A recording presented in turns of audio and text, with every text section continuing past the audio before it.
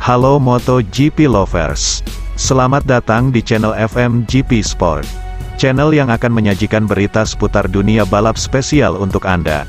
Jika Sobat GP terhibur dengan berita yang kami sajikan, jangan lupa subscribe dan nyalakan notifikasinya. Baiklah, langsung saja mari kita simak berita selengkapnya.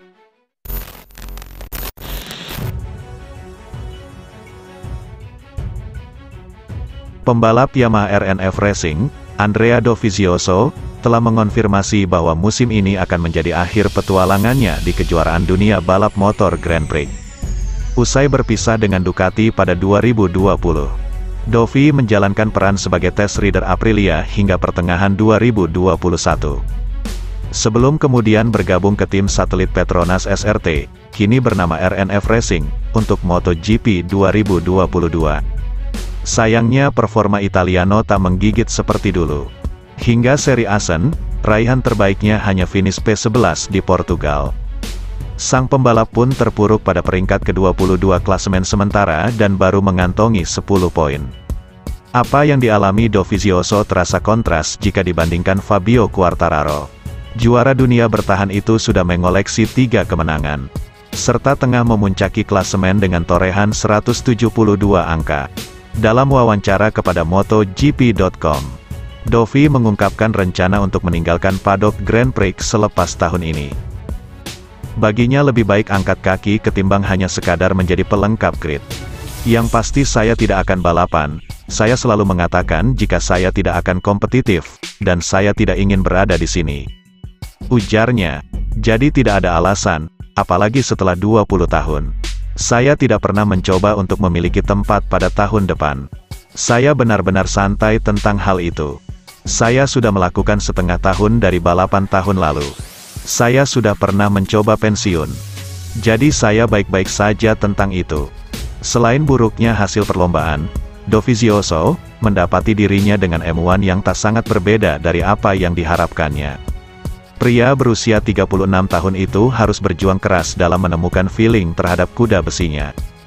Setiap balapan sangat sulit karena saya start di belakang, yang makin memperumit banyak hal. Saya tidak pernah tidak kompetitif dalam karir saya, ucapnya. Ini sesuatu yang baru dan berbeda bagi saya, yang menjadi kenyataan balapan demi balapan.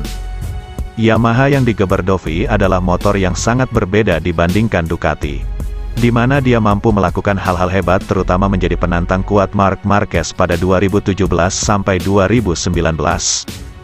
Versi teranyar M1 hanya bisa dikendalikan oleh satu gaya berkendara, berkat Quartararo yang berhasil melakukannya dengan baik.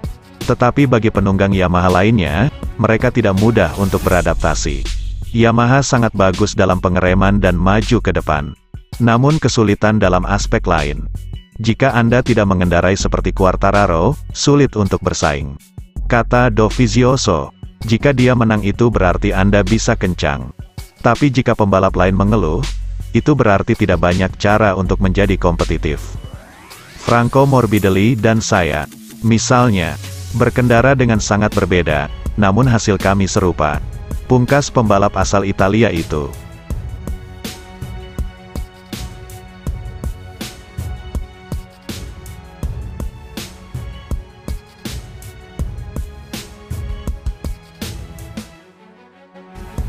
Sobat GP jangan kemana-mana, karena setelah ini masih ada berita menarik lainnya.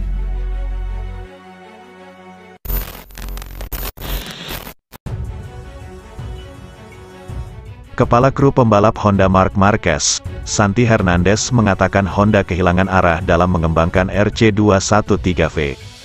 Sejak mengalami cedera akibat kecelakaan di sirkuit Jerez pada 2020, Marc Marquez tak pernah ada semusim penuh untuk Honda. Ini membuat pabrikan Jepang itu kesulitan dalam mengembangkan RC213V. Bahkan ketika Marquez kembali ke atas motor, ia merasa itu bukan RC213V yang dikendarai sebelumnya, dan terpaksa harus mengubah gaya balapnya agar dapat melaju cepat. Tahun ini Honda kebingungan untuk membawa ke arah mana RC213V dikembangkan. Terlebih mereka juga sudah melakukan perubahan besar pada musim dingin. Sang kepala kru, Santi Hernandez, mengungkapkan hilangnya sosok pemimpin dalam tim mempersulit keadaan bagi Honda. Tetapi ia mengatakan semua orang di pabrikan terus bekerja keras, untuk membangun motor yang dapat dikendarai semua pembalap mereka.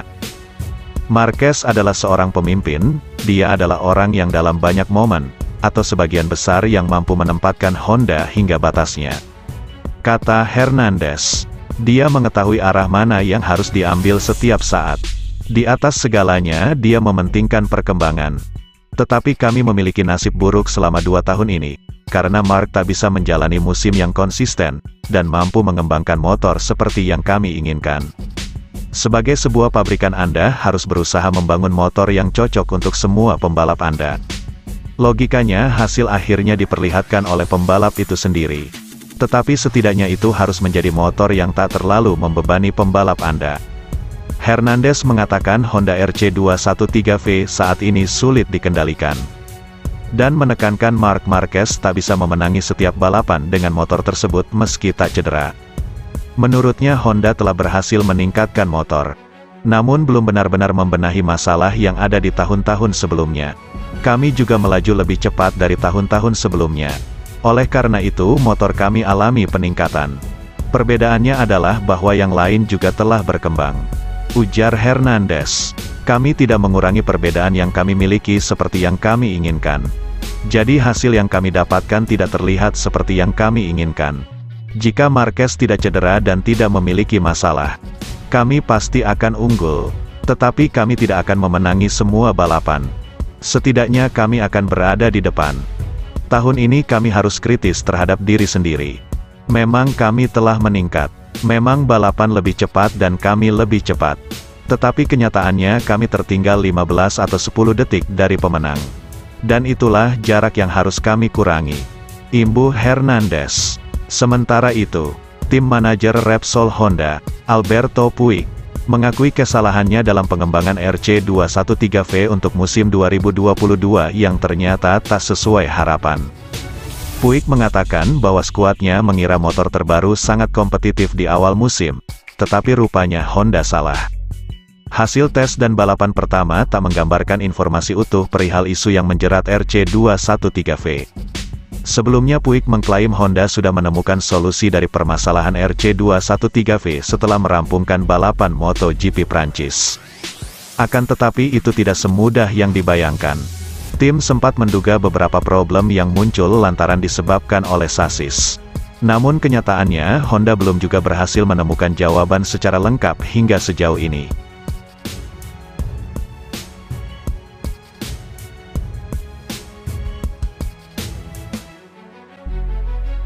Terima kasih sudah setia di channel ini. Nantikan ulasan-ulasan menarik lainnya dari channel FMGP. Jangan lupa tinggalkan subscribe-nya dan sampai jumpa.